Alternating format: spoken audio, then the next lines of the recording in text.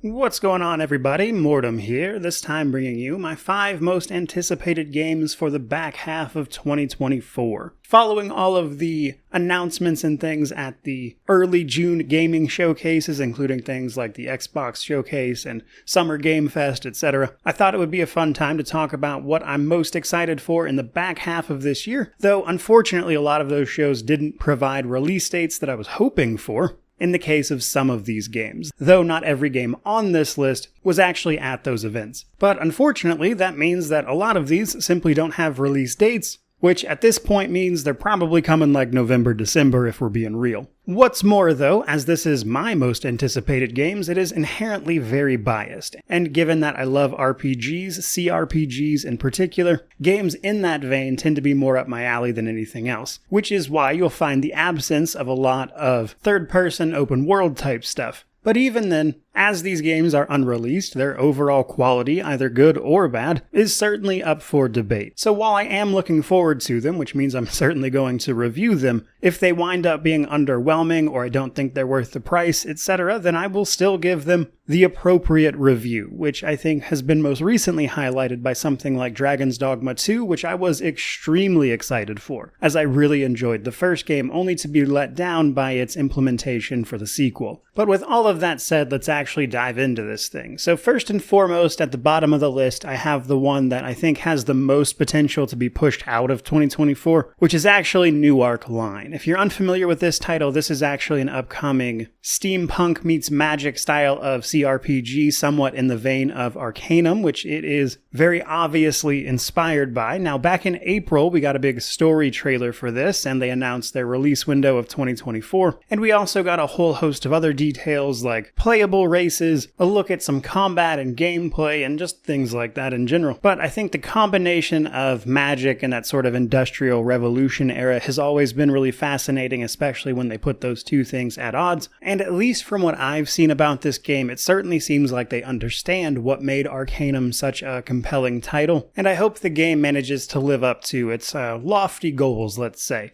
Because at a glance, it looks really, really fun if you love CRPGs. But that does bring us to our next entry, which is Bloodlines 2, which, looking at it and a lot of the dev diaries and everything they've started to unveil as they move closer to release, it's either going to be really great or a big letdown. And honestly, I'm on board either way, because in that regard, I think it actually has a lot in common with the first game, because something some people like to forget about Bloodlines 1 is that nowadays, it's a cult classic, very popular, especially over on, say, Steam, where it wound up selling over 1 million copies. Over time, when it released, it flopped pretty hard, mostly due to bugs and things like that, and there were people who enjoyed it enough to commit the time and efforts to actually getting it up and running via the unofficial patch, which fixed a lot of that stuff, made a whole bunch of tweaks, and these days, when people think of Bloodlines 1, they think of the cleaned up version with that patch. In fact, GOG even comes with it pre-installed. That's how integral it is to the experience now. So let's not pretend the original was a masterpiece out of the gate. But in any event, Bloodlines 2 is one of those games I was going to play regardless, because I love Vampire the Masquerade. I think it's an incredibly cool setting that does a lot of really cool stuff with vampires who are often portrayed in media pretty terribly. And I think the World of Darkness as a whole does a much better job of presenting the idea of vampires and what they could be than anything else does. Now, that's not to say I don't have my reservations about this one. I think the voice in your head and what appears to be a mostly locked-in character that you will only have a minimal amount of visual customization on, as opposed to a fully free-form character, which would have been my preference just as a few examples. But in spite of that, from what they've shown, I think they certainly have the atmosphere right, and if they can manage to tell a really compelling story while maintaining some choice and consequence and remembering it's an RPG, I think it'll turn out fine. So it could certainly go either way, but I'm absolutely here for it regardless, which is the exact same case for my next entry, which is Age The Veilguard, or The Veilguard if you prefer.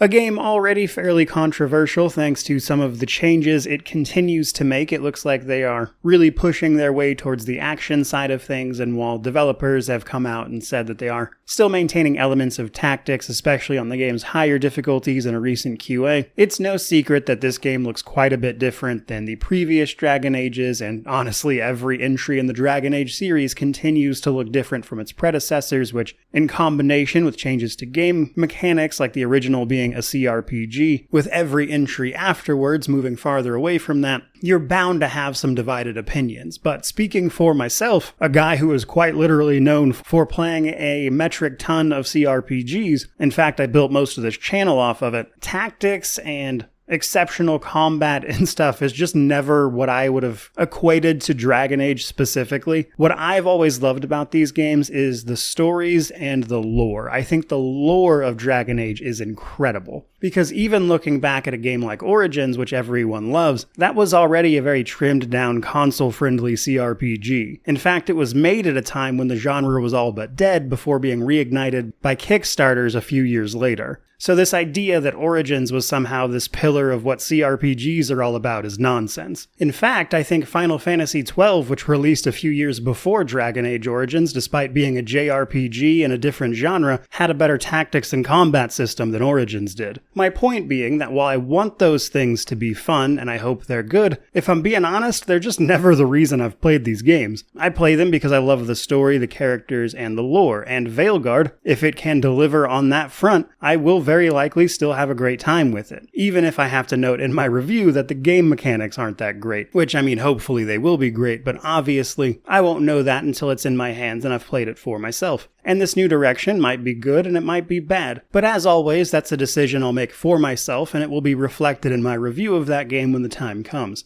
But what I'm most excited for about Veilguard realistically is finding out what happens with Solus, his relationship with Varric, how the mages are treated in a place like Tevinter where honestly they're in charge, which is obviously a very different situation than every Dragon Age previously where they've been effectively second class. But still, I'm very on the fence about those new directions this game is taking, which is why it's a little lower on this list, because the next two games I actually do anticipate more than this one, because I don't know how it's going to feel when I'm actually playing the game. But to drop my final opinion on Veilguard before we move forward a little bit, if Dragon Age Veilguard winds up having bad combat that I don't enjoy, that'll be the fourth Dragon Age game with bad combat that I didn't enjoy. But let's keep it moving to number 2 with Kingdom Come Deliverance 2. The original game I enjoyed very much. I reviewed it last year actually with all the DLC, and I loved it. In fact, it reminded me a lot of Oblivion without all the magic. And of course, fantasy by extension. But that very grounded take at an RPG that's more focused in reality and building up Henry, our peasant character, into a knight who can really hold his own in pretty much any aspect you try to point him at, led to a tremendous progression curve. And then conquering those systems and approaching different quests in different ways and seeing how they could pan out was a ton of fun. Realistically, what fell apart for me for the first game was the ending. I didn't think it was very good, but obviously Kingdom Come Deliverance 2 here carries on from pretty much exactly that point, and I think it will hopefully have the chance to rectify that poor ending I didn't enjoy from the first game, while also improving the, let's say, very janky systems from the first title.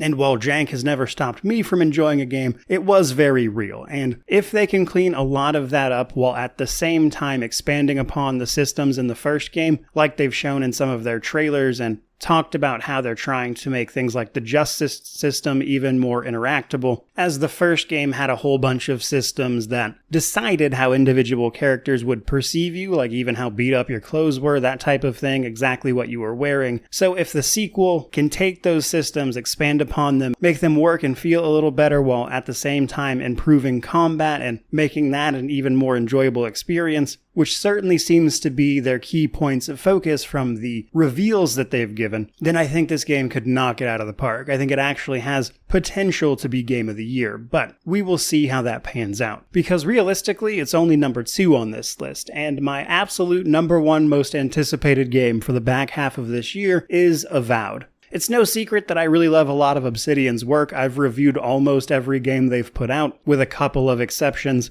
I really enjoy their gameplay structure, their focus on choices, deciding between factions and how each of those factions represents a often ideological look at the problem they are trying to solve, even if it's either flawed or something you might disagree with, which is something I actually loved about Pillars of Eternity 2 Deadfire. And while this game isn't, nor will it likely ever even attempt to be, Pillars 3, which I would have preferred, Avowed does look like it's taking the lore of Pillars of Eternity and Eora seriously, which shouldn't really be a surprise, as it has people who worked on both. They've also very clearly been listening to feedback from players as they've shown off trailers and snippets and things as we've moved towards release, addressing things like how combat feels, the camera angle in dialogue, and a whole host of other things. But basically, Avowed is shaping up to look like a very great entry into the universe of Eora, which is a world I enjoyed so much I made a whole series of lore videos, story recaps for the original 2 games, and a couple of reviews even. So I'm excited to see even more of that, and given Obsidian's track record for putting out really fun RPGs, I'm absolutely on board for it, and it's looking better every time I see it, which is why it's my most anticipated game this year. And while I obviously won't know for certain until the end of the year, I think it has a lot of potential to be my own personal game of the year, unless they really drop the ball in some way, which obviously remains to be seen. But that's probably a pretty good place to wrap up this particular video. I certainly hope you enjoyed it. If you did, don't forget to like, comment, subscribe, all that YouTube jazz. Definitely let me know down below what your most anticipated games are, what you're looking forward to the most. But regardless of all that, truly, just thank you so much for watching. I really do appreciate it. May you wander in wisdom and have an amazing day.